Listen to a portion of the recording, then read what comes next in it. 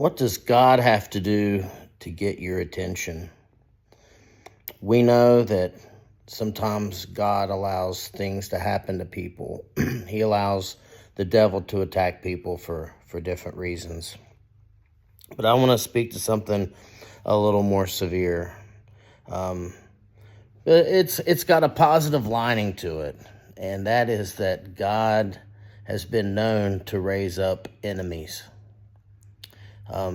The Old Testament has examples where it states that, and God raised up an enemy for Israel. Now, Israel, of course, was God's people. It's what it was all about, God's relationship with Israel.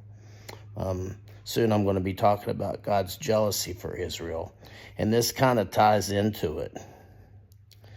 But when the people of Israel were in Egypt getting ready for the Exodus, God hardened Pharaoh's heart. You can see evidence of this in Exodus 7 and 8.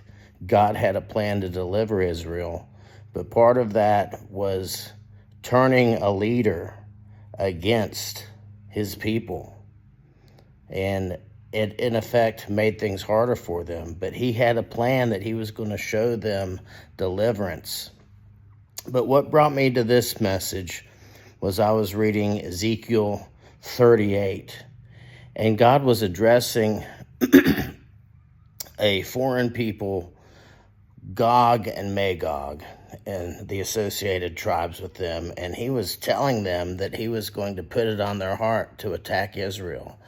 God put it on these enemies to attack Israel, and God also pronounced that they would be wiped out, not Israel, but the attacking armies. So God pretty much said he's going to make them do it, and it's just amazing. So my point is that God can turn leaders, he can turn armies of people against his people, you individually. I've experienced it, and I've experienced it on a personal level. And the deal is that God will not only let things happen to you, but he will turn people against you, authority figures, groups of people, to attack you, just so he can show you his deliverance and that he's so powerful. And he also wants to show the other people too. That's what it's all about.